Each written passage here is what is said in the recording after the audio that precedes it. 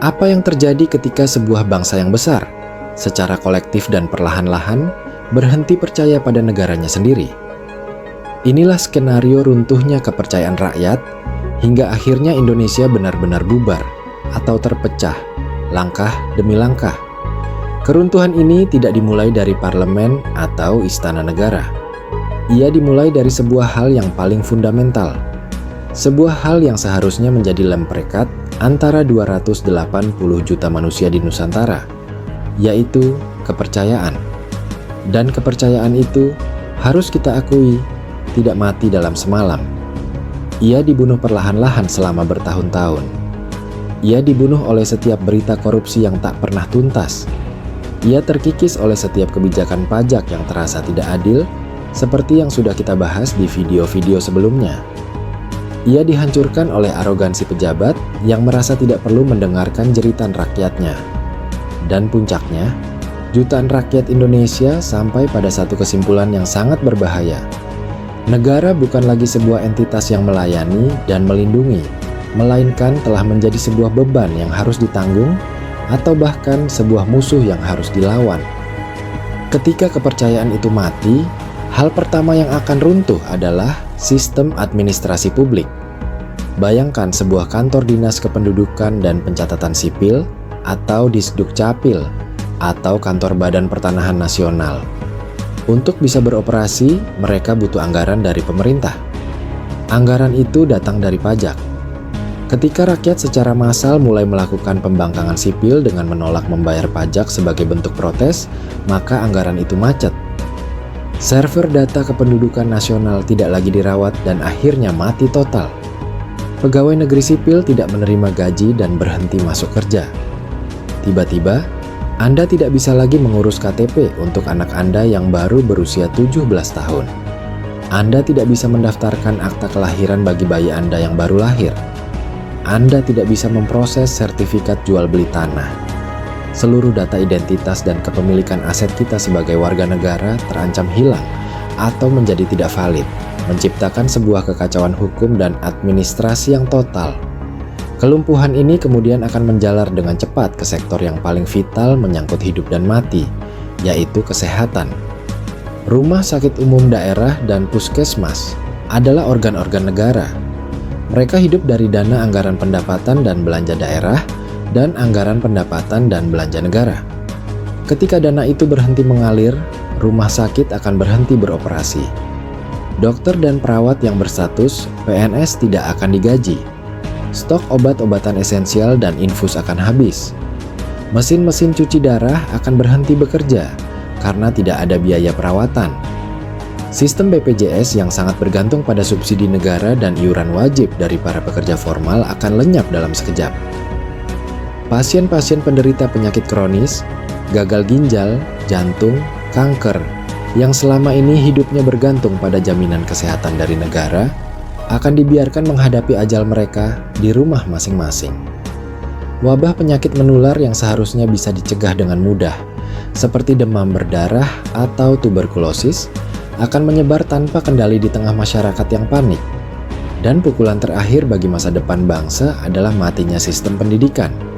Sekolah-sekolah negeri dari tingkat SD hingga universitas negeri adalah milik negara. Gaji jutaan guru dan dosen tidak akan terbayar. Fasilitas sekolah akan terbengkalai dan rusak. Sistem ujian nasional atau seleksi masuk perguruan tinggi negeri yang terpusat tidak akan ada lagi. Dalam kurun waktu 1 tahun saja, satu generasi anak bangsa akan kehilangan hak dan masa depan pendidikannya, menciptakan sebuah generasi yang hilang, atau lost generation, yang akan menjadi beban sosial selama puluhan tahun ke depan, bahkan jika negara ini berhasil pulih sekalipun. Kelumpuhan total sistem pelayanan publik yang baru saja kita gambarkan, bagi sebagian besar dari kita, adalah sebuah mimpi buruk. Sebuah skenario kiamat yang harus dihindari dengan cara apapun. Tapi, dan disinilah letak ironi yang paling tajam, bagi sebagian kecil lainnya, kehancuran sistem yang ada ini justru dilihat sebagai sebuah kesempatan langka. Sebuah tombol riset raksasa yang memang harus ditekan. Mereka akan berargumen, sistem yang berjalan di Indonesia saat ini sudah terlalu busuk, terlalu korup, dan tidak mungkin lagi diperbaiki dari dalam. Satu-satunya jalan adalah dengan membakarnya habis sampai ke fondasi dan membangun sesuatu yang sama sekali baru di atas puing-puingnya. Inilah argumen-argumen utopia, sisi baik yang sangat kontroversial dari sebuah pembubaran negara.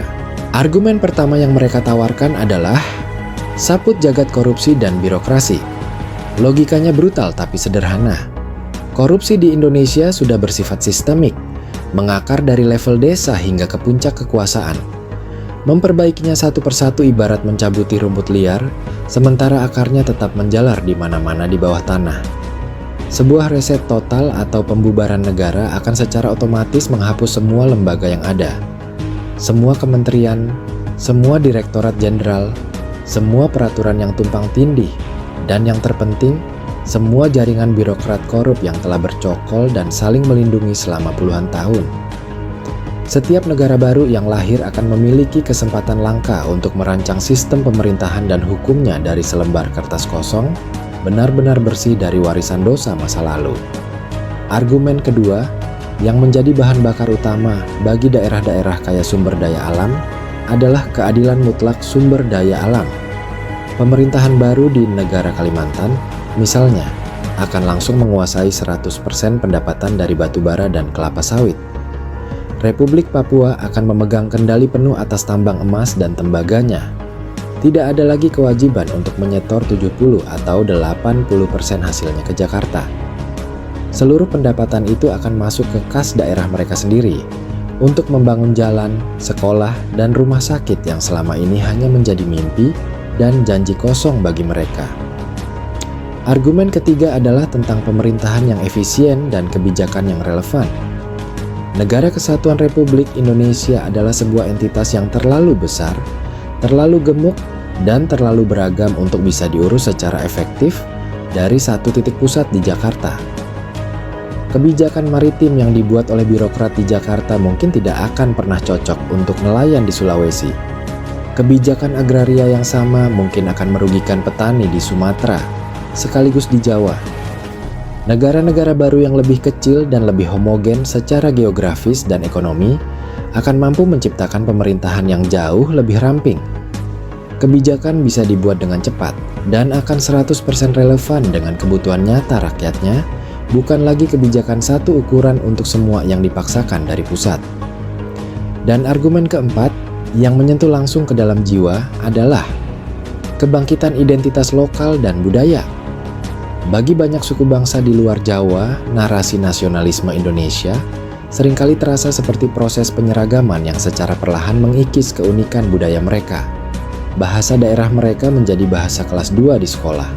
Sejarah kerajaan-kerajaan lokal mereka tidak mendapat tempat yang layak dalam kurikulum nasional, dan kearifan lokal mereka tergerus oleh modernisasi yang datang dari pusat. Dengan berdirinya negara-negara baru, mereka membayangkan sebuah kebangkitan. Bahasa Minang atau bahasa Bugis bisa menjadi bahasa resmi negara. Sejarah kesultanan-kesultanan lokal akan menjadi pelajaran utama. Identitas budaya tidak lagi menjadi pelengkap, melainkan menjadi fondasi utama dari negara mereka. Membangun ulang sistem dari nol, menguasai kekayaan alam sendiri, pemerintahan yang efisien, dan kebangkitan budaya lokal. Keempat argumen ini harus kita akui terdengar sangat indah, sangat kuat, dan sangat masuk akal bagi mereka yang selama ini merasa terpinggirkan. Ini adalah sebuah visi utopia yang ditawarkan di balik sebuah kehancuran. Pertanyaannya adalah, apakah utopia ini yang akan menjadi kenyataan? Ataukah realita yang menunggu kita justru adalah sebuah distopia yang jauh lebih mengerikan? Jawabannya, jika kita berkaca pada sejarah pecahnya negara-negara multietnis di seluruh dunia, hampir selalu adalah yang kedua. Utopia adalah fata morgana yang indah di kejauhan, tapi jalan berpasir untuk mencapainya adalah neraka dunia nyata. Inilah realita jangka panjang yang mengerikan. Inilah distopia yang akan kita hadapi setelah fase kekacauan awal mereda dan negara-negara baru itu mencoba untuk berdiri. Pertama, krisis identitas yang kita bahas di awal tidak akan pernah selesai. Ia justru akan menjadi permanen. Anda tidak akan lagi bisa menyebut diri Anda orang Indonesia. Identitas itu yang dibangun dengan darah, keringat, dan perjuangan para pahlawan selama ratusan tahun akan terhapus dari buku-buku sejarah dan hanya menjadi sebuah kenangan usang. Dan ini akan memicu bencana kemanusiaan yang tak terbayangkan. Bayangkan nasib jutaan perantau yang tersebar di seluruh Nusantara. Keluarga Minang yang sudah 3 generasi membuka rumah makan di Jawa. Keluarga Bugis yang menjadi nelayan sukses di Kalimantan. Keluarga Jawa yang bertransmigrasi dan membangun kehidupan baru di Sumatera. Tiba-tiba, dalam semalam, mereka semua akan dicap sebagai etnis asing, pendatang, atau warga kelas 2 di tanah tempat mereka lahir, besar, dan menguburkan leluhur mereka. Ketika sentimen etnonasionalisme dari negara-negara baru itu memuncak untuk mengkonsolidasikan kekuasaan, persekusi dan pengusiran massal tidak akan terhindarkan. Kita akan menyaksikan sebuah pemandangan jutaan para pengungsi internal yang putus asa, menyeberangi lautan dengan perahu seadanya, berusaha kembali ke tanah leluhur yang bahkan tidak mereka kenali lagi. Kedua, kehancuran ekonomi tidak akan pulih, ia akan menjadi kondisi normal yang baru. Nilai rupiah tidak akan pernah kembali. Tabungan seumur hidup orang tua Anda yang lenyap akibat hiperinflasi di awal akan benar-benar hilang selamanya. Kemiskinan ekstrim akan menjadi pemandangan sehari-hari bagi mayoritas penduduk di negara-negara pecahan yang baru ini. Cita-cita mulia tentang keadilan sumber daya alam akan berbenturan dengan realita pahit. Negara-negara baru ini tidak memiliki infrastruktur, teknologi, modal, dan jaringan internasional untuk mengelola sumber daya itu secara mandiri. Pada akhirnya, mereka akan terpaksa menjual aset-aset mereka, tambang emas, ladang nikel, konsesi hutan, dengan harga sangat murah kepada korporasi-korporasi asing dari Tiongkok, Eropa, atau Amerika, hanya untuk mendapatkan sedikit uang tunai agar pemerintahan baru mereka bisa berjalan. Ketiga, dan yang paling mengerikan, adalah perang saudara yang tidak akan pernah benar-benar berakhir. Perebutan aset vital seperti kilang minyak dan pangkalan militer yang terjadi di awal akan berevolusi menjadi konflik perbatasan yang abadi. Republik Jawa dan Republik Sumatera akan berperang memperebutkan kontrol atas Selat Sunda yang strategis. Negara Kalimantan dan negara Sulawesi akan saling klaim atas ladang gas di Selat Makassar. Setiap pulau, setiap teluk, setiap gunung yang mengandung mineral akan menjadi potensi medan perang baru. Ini adalah skenario Yugoslavia di Asia Tenggara, sebuah luka menganga yang akan terus bernanah selama puluhan tahun ke depan. Dan terakhir, di tengah semua kekacauan itu, kita akan kehilangan kedaulatan kita secara total. Negara-negara kecil yang miskin, lemah, dan sibuk berperang satu sama lain ini akan menjadi mainan yang sangat empuk bagi kekuatan-kekuatan global. Tiongkok akan mempersenjatai satu pihak, Amerika akan mendanai pihak lainnya. Australia akan ikut campur untuk mengamankan perbatasan maritimnya. Setiap kebijakan yang dibuat oleh para pemimpin negara-negara baru ini harus mendapatkan restu dari duta besar negara adidaya yang menjadi pelindung mereka. Kita akan kembali ke era kolonialisme dalam bentuk yang baru dan lebih canggih. Manusia perahu, kemiskinan permanen, perang saudara abadi, dan kedaulatan yang tergadai. Inilah wajah asli dari distopia yang akan lahir dari rahim utopia yang indah tadi. Melihat jurang yang begitu dalam antara mimpi indah tentang sebuah negara baru dengan realita mengerikan dari proses perpecahan ini, membawa kita pada sebuah refleksi terakhir yang sangat fundamental.